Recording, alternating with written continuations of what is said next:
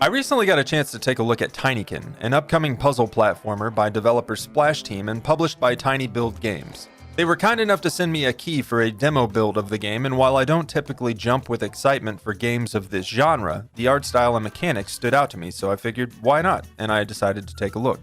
And you know what? I'm glad I did. I admit, I wasn't familiar with Splashteam as a studio and had to look into their previous listings on Steam. I found just one title by the name of Splasher, a 2D platformer from February of 2017 that, at the time of writing this, sits with a shining very positive rating on Steam. I am familiar with tinyBuild Games, however, and they've provided me with multiple keys to games in the past, each of which I recall enjoying, and as it turns out, Tinyken is no exception. In Tinyken, you play as Milo, who arrives on Earth only to find that he's way too small. Everyone's mysteriously gone, and not a single day has passed since 1991.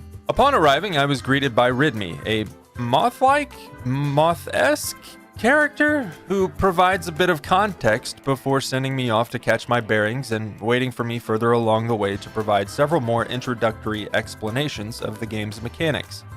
You can expect the traditional run and jump mechanics of platformers that we're all familiar with, and I'm happy to report that Tinyken feels very smooth and responsive. Double jumping in Tinyken also presents the option to float for a period of time. In doing so, a bubble appears around Milo and gradually shrinks as your float timer runs out, the longevity of which seems to be upgradable as well. Additionally, when it comes to traversal, Milo has a soap board that can be used much like a skateboard, increasing your movement speed substantially, as well as allowing Milo to grind up silk lines that can be unlocked from finding Ridme's moth friends around each room of the house. The soap board was definitely a nice touch, as I definitely had a lot of fun traversing the areas of the game I had access to no lack of added credit to the fantastic world design in this game, but more on that later.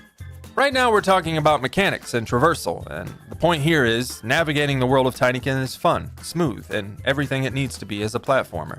Basic gameplay and traversal aside, Tinyken also requires players to guide Milo in search of, well, Tinykins, small mysterious creatures that you discover in eggs hidden around the world and in an assortment of colors, each of which correspond to their abilities. In my play session with Tinyken, I only had access to the pink variety, the strong Tinykin, that can be tasked with moving and carrying objects, and the red variety, which can be thrown at certain objects and explode. Tinykin are also able to use their powers to create ladders, bridges, and more, and obviously play a pinnacle role in many of the puzzles throughout the game world. And speaking of game world, Splashteam delivers big. Like, really big. You know, because you're tiny. Splashteam did a wonderful job with the world design in Tinyken. Obviously, because Milo is tiny, everything around you is huge, and mind you, Splashteam didn't just throw some big furniture into a room and call it a day. The level of detail here is astounding.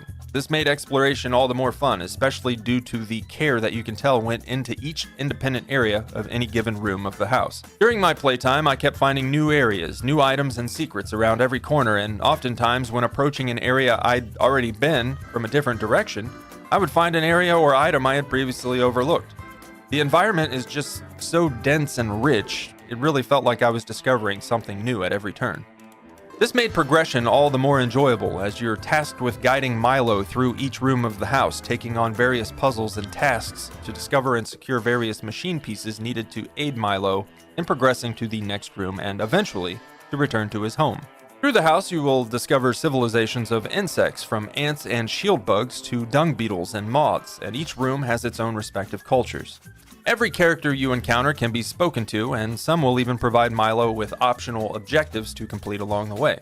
Completing the objectives, of course, requires a mixture of Milo's abilities and the use of appropriate Tinykins to complete the task, from clearing obstructions with exploding red Tinykins to throwing the pink ones at objects to push them out of the way or even have them carry objects to other locations. These puzzle mechanics mix well with the enjoyable traversal and the expertly crafted level designs, and it all comes together nicely in a complete package that feels polished and well thought out.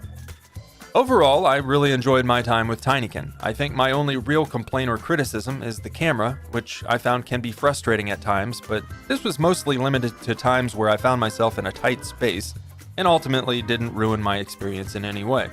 Like I said before, platformers don't typically grab my attention these days, but Tinyken definitely stood out from the bunch, and I'm glad I gave it a chance. I really enjoyed my time with this game, and after playing it, I'll be looking forward to its release later this year. No official release date just yet, but you can expect Tinykin on PC, Xbox, PlayStation, and Switch later this summer.